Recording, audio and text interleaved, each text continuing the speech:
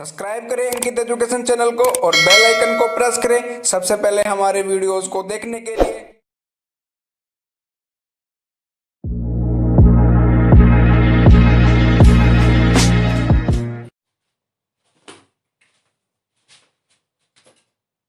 Hello दोस्तों, नमस्कार। स्वागत है आपका अपने यूट्यूब चैनल अंकित एजुकेशन में। तो कैसे हैं आप सब लोग? आशा करता हूं आप सब लोग अच्छे होंगे, आप सब लोग सुरक्षित होंगे और अपने घर पर होंगे। देखिए, जैसे कि आप लोगों को पता है आपके एग्जाम की डेट नजदीक आती जा रही है, तो आप लोगों को क्या करना है, अपना जो स्टडी टाइम है वो थोड़ा सा बढ़ा देना है। तो सभी को अपना स्टडी टाइम बढ़ाना है, प्रैक्टिस सेट ज्यादा से ज्यादा करने हैं और सारी वीडियोस को देखना है। जितने भी क्वेश्चन मैं यहाँ पे कराऊंगा सारे मोस्ट इंपोर्टेंट क्वेश्चन होंगे। जैसे कि आप लोगों को आज दिख रहा होगा, जो आज बात करने वाले हैं बेसिकली वो डब्ल्यूबीसी के बारे में बात करने वाले हैं। इससे पहले हम बात कर चुके हैं आरबीसी के बारे में और ब्लड के बारे में, कुछ हमने बातें की थी। ये सब चीजें जो आती है बेसिकली ये सब पढ़ रहे थे हम अपना ब्लड सर्कुलेशन सिस्टम में, रुधिर परिसंचरण तंत्र। इसमें हम सारी चीजें पढ़ रहे थे। क्या क्या पढ़ा हमने? हमने पढ़ा ब्लड सर्कुलेशन सिस्टम के टाइप पढ़े थे हमने, फिर ब्लड के टाइप देखे, उसमें हमने उसके बाद देखा हमने कि ब्लड में क्या क्या होता है। जैसे आपका ब्लड में क्या क्या, प्लाज्मा, रुधिर सीरम, ये सब हमने पढ़ा। उसके बाद हमने अपना आरबीसी पढ़ा। जो आज बात करेंगे वो अपना बेसिकली डब्ल्यूबीसी के बारे में पढ़ेंगे। देखिए, आरबीसी और डब्ल्यूबीसी मोस्टली क्वेश्चन बनते हैं एग्जाम में। आपने देखा होगा, कोई भी एग्जाम आपने दिया हो उसमें आपने देखा होगा कि ये पूछ लेता है कि डब्ल्यूबीसी का नाम क्या है ना, और उसके बाद डब्ल्यूबीसी का कार्यकाल कि कितने दिन तक वो रहती है। तो ये सब चीजें हम बात करेंगे आज। तो बेसिकली हेडिंग डालिए अपना डब्ल्यूबीसी। सबसे पहले देखेंगे कि डब्ल्यूबीसी की फुल फॉर्म क्या होती है। डब्ल्यूबीसी मतलब व्हाइट ब्लड सेल, हिंदी में बोलते हैं इनको श्वेत रुधिर कणिकाएं। इंग्लिश में बोलेंगे इनको व्हाइट ब्लड सेल्स, हिंदी में बोलेंगे श्वेत रुधिर कणिकाएं। और क्या कहते हैं इनको? श्वेताणु। तो इनको बेसिकली हिंदी में दो तीन नामों से जानते हैं, लेकिन इसका साइंटिफिक नाम भी होता है। साइंटिफिक नाम होता है ल्यूकोसाइट। एग्जाम में कई बार ये पूछा था कि डब्ल्यूबीसी का साइंटिफिक नाम क्या है, तो ल्यूकोसाइट। ये सारे इसके क्या है भैया, नाम है। अब आपसे पूछ लेगा कई बार कि इसका निर्माण, ये बनती कहां पर है, इसका निर्माण स्थल के बारे में पूछ लेगा। तो निर्माण स्थल देखेंगे। निर्माण स्थल ये देखिए बेसिकली कहां पर बनती है, पीली अस्थि मज्जा, पीली अस्थि मज्जा में बनती है। इसके अलावा और कहीं भी बनती है? बिल्कुल। आपका कहां पर बनती है? थाइमस में। आपने थाइमस ग्लैंड का नाम सुना है? थाइमस ग्लैंड, थाइमस ग्रंथि। थाइमस ग्रंथि में क्या होती है? ये बनती है पीली अस्थि मज्जा में बनती है। उसके बाद आपका प्लिया, स्प्लीन,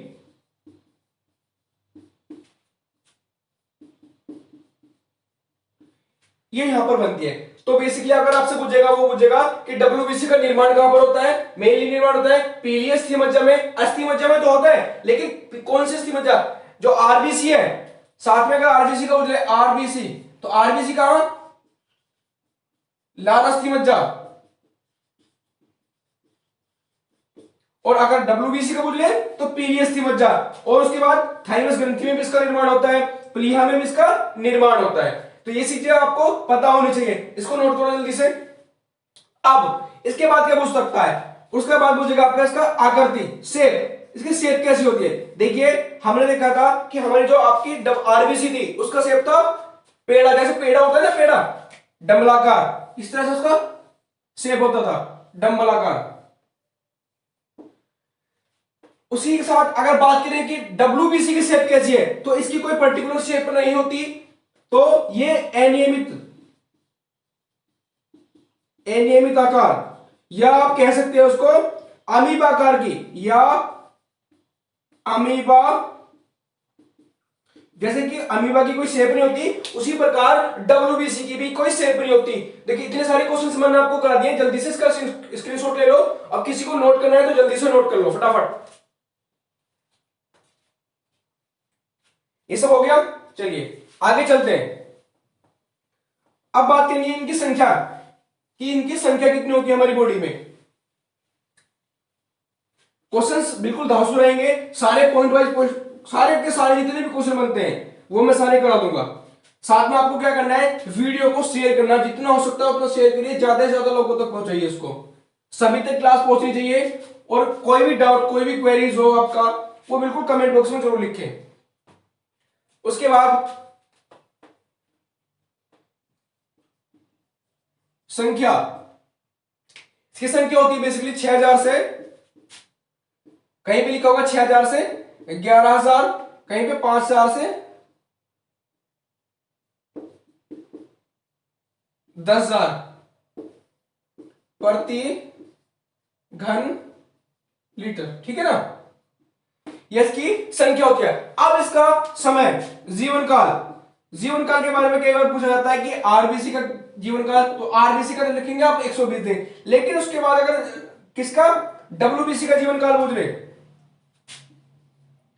तो 1 से 4 दिन, या आपसे पूछ लीजिएगा कहीं पे कि डब्ल्यूबीसी का कार्यकाल 1 दिन से 4 दिन न देकर 2 से 5 दिन, ठीक है। अगर आप 1 से 4 दिन आपको दिख जाए तो भी ठीक है, 2 से 5 दिन दिख जाए तो भी ठीक है ना। तो ये सब चीजें लिख लेनी है आपको।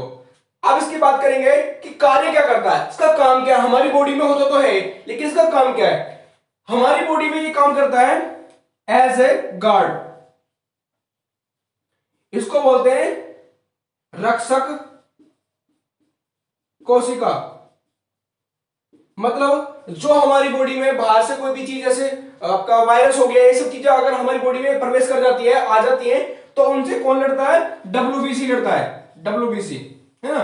रोगों से लड़ने का काम है, क्या, रोगों से लड़ने का काम। समझ में आ रहा है बिल्कुल। तो डब्ल्यूबीसी क्या करेगी, आपकी बॉडी में कोई अगर बीमारी हो जाती है तो सबसे पहले कौन लड़ती है, उससे जाकर डब्ल्यूबीसी लड़ेगी। तो इसको रक्षक कोशिका या रोगों से लड़ने वाला किसको कहा जाता है, डब्ल्यूबीसी को। याद रह जाएगा, बहुत अच्छी बात। चलो अब क्वेश्चन बनता है कि इन सब के लिए डब्ल्यूबीसी को कौन तैयार करता है, मतलब गाइड कौन करता है। तो डब्ल्यूबीसी का ट्रेनिंग सेंटर है कौन, डब्ल्यूबीसी का ट्रेनिंग सेंटर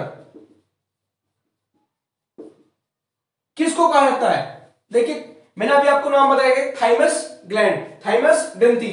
तो डब्ल्यूबीसी का ट्रेनिंग सेंटर इसको थाइमस ग्रंथि। अगर आपसे पूछे कि डब्ल्यूबीसी का ट्रेनिंग सेंटर किसको कहा जाता है, तो थाइमस ग्लैंड या थाइमस ग्रंथि, इसको इसका डब्ल्यूबीसी का ट्रेनिंग सेंटर कहा जाता है। अब आपकी बॉडी में अगर डब्ल्यूबीसी कम हो जाती है, जैसे आपने देखा होगा कि डब्ल्यूबीसी कम होने का कारण क्या होता है, बहुत सारे रीजंस होते हैं। प्रॉपर आहार ना मिल पाना, या आपकी बॉडी में कोई ऐसी डिसीज हो जाए जिससे कि डब्ल्यूबीसी कम होती चली जाती है, तो उनको क्या कहते हैं। अगर डब्ल्यूबीसी कम हो जाए तो उसको क्या कहेंगे, और डब्ल्यूबीसी अगर ज्यादा हो जाए आपकी बॉडी में, एक लिमिटेड मात्रा से ज्यादा हो जाए तो भी हानिकारक है ना। तो इन चीजों को क्या बोलते हैं ये आपको पता होनी चाहिए। तो आप नोट करके लिखेंगे डब्ल्यूबीसी की कमी और डब्ल्यूबीसी की अधिकता। डब्ल्यूबीसी की कमी हो जाए तो ल्यूकोपीनिया, डब्ल्यूबीसी की कमी, अगर आपकी बॉडी में डब्ल्यूबीसी की कमी हो गई है तो उसको बोलेंगे ल्यूकोपीनिया। इसके विपरीत, जस्ट इसका उल्टा, अगर आपकी बॉडी में डब्ल्यूबीसी की अधिकता हो गई है तो ल्यूकोसाइटोसिस। डब्ल्यूबीसी की अधिकता, इसको क्या बोलेंगे, ल्यूकोसाइटोसिस।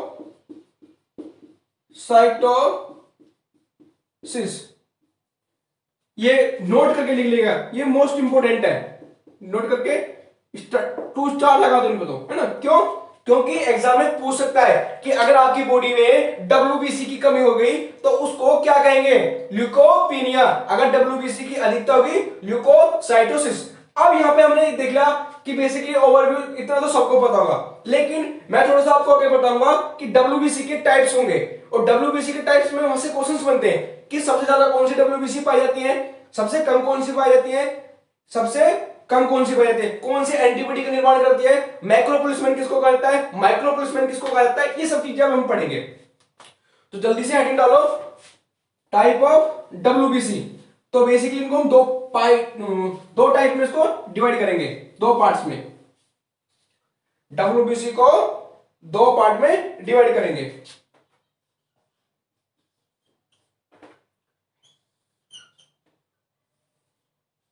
कणिका में इनको बोलेंगे ग्रेनुलोसाइट, कणिका में, इंग्लिश में बोलेंगे इनको ग्रेनुसाइट।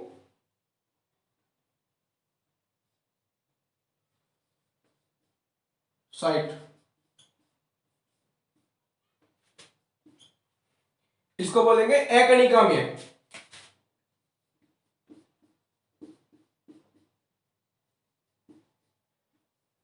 एग्रेनुलोसाइट,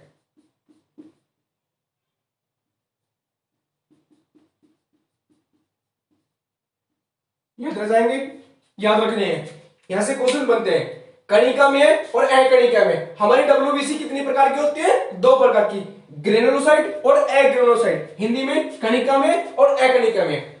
अब इनके भी टाइप होते हैं, इनके भी टाइप होते हैं। जो कणिका में होती है ये बेसिकली 3 प्रकार की होती है और एकणिका में 2 प्रकार की होती है। अब देखेंगे कणिका में कौन कौन सी होती है। तो लिखिएगा सबसे पहले 3 प्रकार की, कौन कौन से की, न्यूट्रोफिल,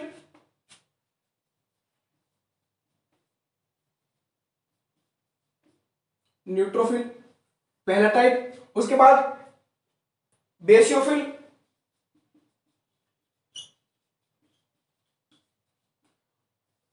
थर्ड टाइप आ जाएगा आपका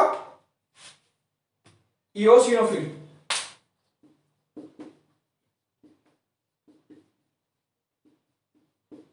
तो अगर आपसे पूछे कि डब्ल्यूबीसी कितने प्रकार की होती है, 2 प्रकार की, कणिका में और एकणिका में, और कणिका में भी 3 प्रकार की, न्यूट्रोफिल, बेसियोफिल और इओसिनोफिल। सबसे अधिक पाई जाती है बॉडी में न्यूट्रोफिल 65%। अगर पूछा जाए कि सबसे अधिक कौन सी पाई जाती है, न्यूट्रोफिल। सबसे क्वेश्चन कैसे बनेगा कि हमारी बॉडी में सबसे अधिक डब्ल्यूबीसी कौन सी पाई जाती है, तो न्यूट्रोफिल। सबसे कम अगर पूछ ले तो बेसियोफिल। सबसे कम कितना, लगभग 0.1%, 0.1%, ये 65% हमारी बॉडी में पाई जाती है। अब अगर आपसे पूछे कि एकणिका में कितने प्रकार की होती है, तो एकणिका में भी आपकी 2 प्रकार की होती है, लिम्फोसाइट और मोनोसाइट। कौन कौन सी, लिम्फोसाइट और मोनोसाइट। लिखो,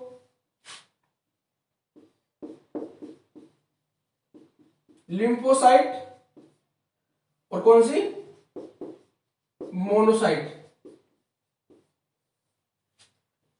सिंपल है, याद रह जाएंगे। स्क्रीनशॉट ले लेना इसका, और नोट करनी हो तो नोट भी कर लेना।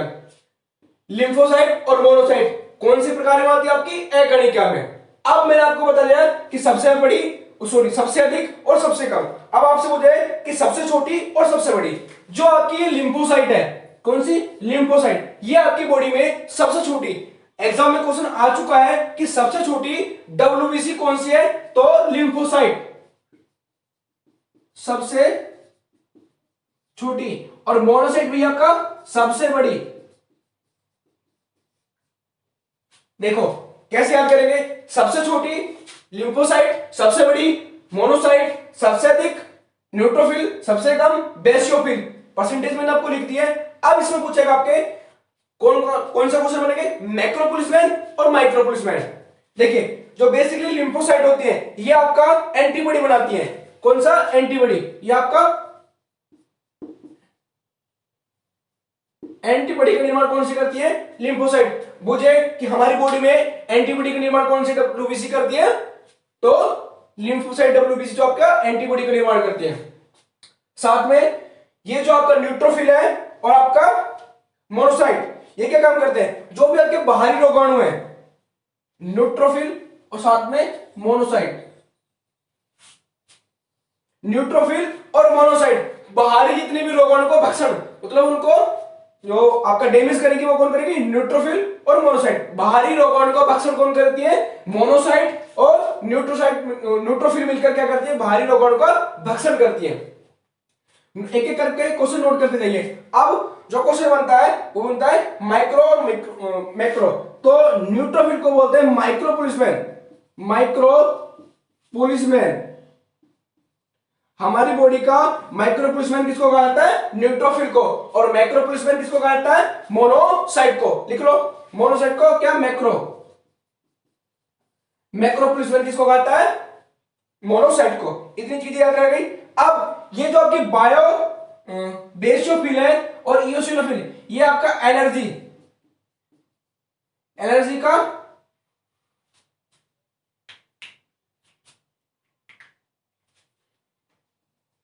नियंत्रण। जो आपकी बॉडी में एलर्जी होती है तो उसको कौन नियंत्रित करती है, आपको मान लो कि किसी प्रकार की कोई एलर्जी होगी, जो फंगल इन्फेक्शन होगी, इस तरह की इन्फेक्शन एलर्जी हो जाती है, तो उनको कौन नियंत्रित करती है, आपका ये बेसियोफिल और इओसिनोफिल, जो आपकी डब्ल्यूबीसी है उसको नियंत्रित करती है। चलो ये सब नोट करो फटाफट, इसका स्क्रीनशॉट लो। काफी सारे मैंने ऐसे 10 से 15 क्वेश्चन आपको कराते हैं। डब्ल्यूबीसी दो प्रकार की, कणिका में और अकणिका में। कणिका में भी आपकी 3 प्रकार की, न्यूट्रोफिल, बेसियोफिल, इओसिनोफिल। और आपका अकणिका में 2 प्रकार की, लिम्फोसाइट, मोनोसाइट। सबसे अधिक कौन सी पाई जाती है, मोनोसाइट, सबसे कम लिम्फोसाइट, सबसे बड़ी न्यूट्रोफिल, सबसे छोटी बेसियोफिल। आपसे पूछा जाएगा कि हमारी बॉडी में एंटीबॉडी का निर्माण कौन करती है, तो लिम्फोसाइट। साथ में अगर पूछा जाए कि बाहरी रोगाणु को भक्षण कौन करती है, तो न्यूट्रोफिल, साथ में मोनोसाइट। मैक्रो पुलिसमैन किसको कहा जाता है, मैक्रो कहा जाता है मोनोसाइट को। और माइक्रो किसको कहा जाता है, न्यूट्रोफिल को। एनर्जी का निर्माण कौन करती है, बेसियोफिल और इओसिनोफिल। ये सब चीजें नोट हो गई। चलो फटाफट आगे बात करते हैं। अब आपने पढ़ा होगा कि जब हमको एड्स होता है, एड्स, तो इसमें कौन सी डब्ल्यूबीसी कम हो जाती है, तो लिम्फोसाइट। कौन सी, लिम्फोसाइट, क्योंकि हमारी जो बॉडी है वो एंटीबॉडी बनाना बंद कर देती है, तो इसमें डब्ल्यूबीसी लिम्फोसाइट, एड्स में लिम्फोसाइट। बहुत धांसू क्वेश्चन है कि हमारी बॉडी में जब एड्स हो जाता है तो कौन सी डब्ल्यूबीसी काम करना बंद कर देती है, तो लिम्फोसाइट, क्योंकि ये हमारी बॉडी में एंटीबॉडी बनाती है। जब एंटीबॉडी नहीं बनेगी तो क्या होगा, वो वायरस बढ़ता चला जाएगा। तो देखिए एड्स क्या है, आरएनए वायरस है ना, रेट्रोवायरस जिसको बोलते हैं, आरएनए वायरस, ठीक है ना। तो ये सब चीजें आपको याद रहनी चाहिए, पता होनी चाहिए। अब थोड़ी सी बात कर लेते हैं कि एक आप पढ़ा होगा कि ब्लड कैंसर के बारे में पढ़ा होगा, कहीं पे सुना होगा नाम, तो ब्लड कैंसर। अब जब ब्लड कैंसर बॉडी में हो जाता है तो इसमें डब्ल्यूबीसी का क्या रोल होता है, कौन सी डब्ल्यूबीसी कम होती है, कौन सी अधिक होती है, ये कई बार क्वेश्चन एग्जाम में पूछ लेता है। तो क्या होता है कि मोनोसाइट, आपकी जो मोनोसाइट है कौन सी सबसे बड़ी, ये मोनोसाइट, ये आपकी बॉडी में इंक्रीज हो जाती है। मोनोसाइट की वृद्धि,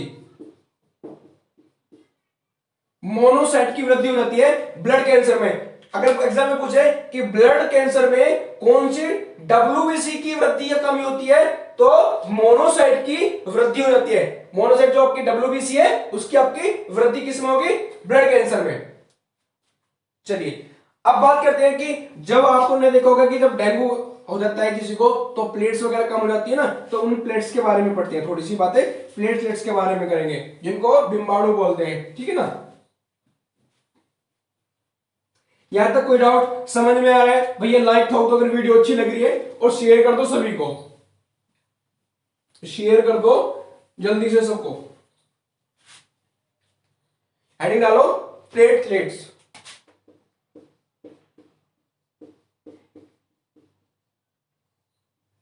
और क्या इस नाम से जानते हैं तो प्लेटलेट्स को, बिम्बाणु, अभी बताया था ना बिम्बाणु।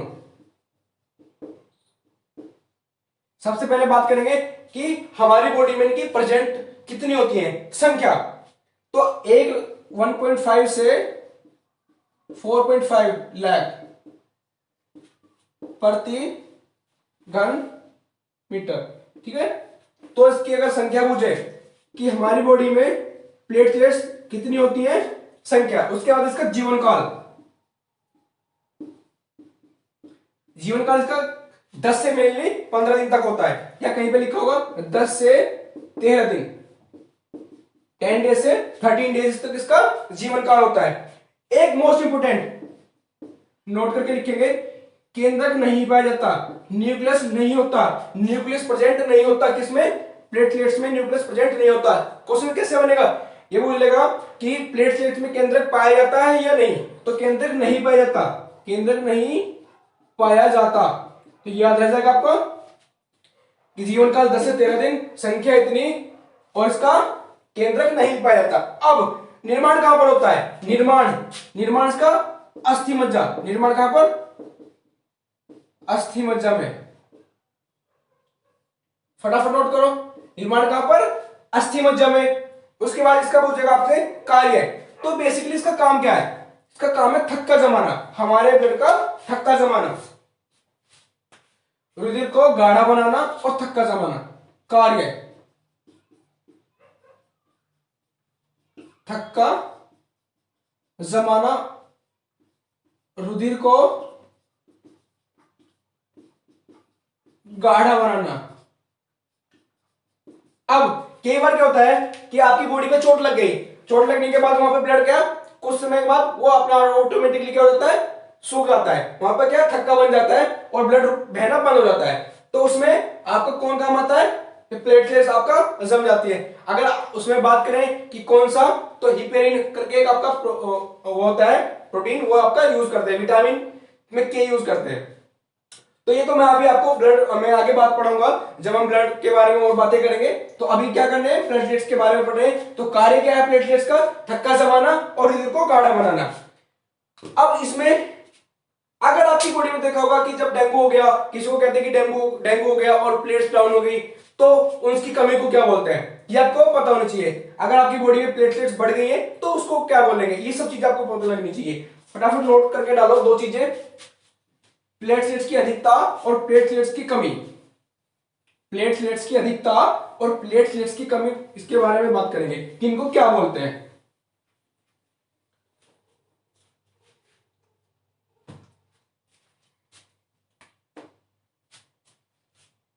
कमी, थ्रोम्बोसाइटोपिनिया,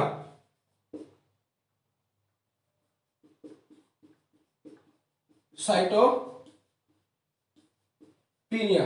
अगर आपकी बॉडी में प्लेटलेट्स की कमी हो जाए तो क्या बोलेंगे, थ्रोम्बोसाइटोपिनिया। अगर वहीं पे आपका अधिकता हो जाए तो थ्रोम्बोसाइटोसिस, अधिकता,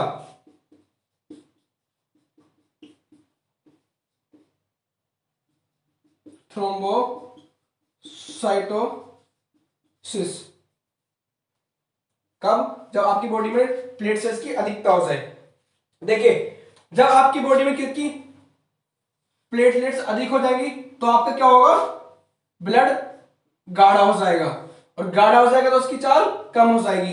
साथ में अगर प्लेटलेट्स कम हो जाएंगी तो ब्लड पतला हो जाएगा और फ्लो का तेज हो जाएगा, है ना। तो यहां पे अगर कमी करूं ब्लड्स में, अगर इनकी कमी हो गई तो पतला हो जाएगा, और पतले के बाद स्पीड इंक्रीज कर जाएगी। उसके बाद में अगर अधिकता की बात करूं, अधिकता में क्या, गाढ़ा हो जाएगा, और गाढ़ा होने के बाद क्या, स्पीड कम हो जाएगी, याद रह जाएगा।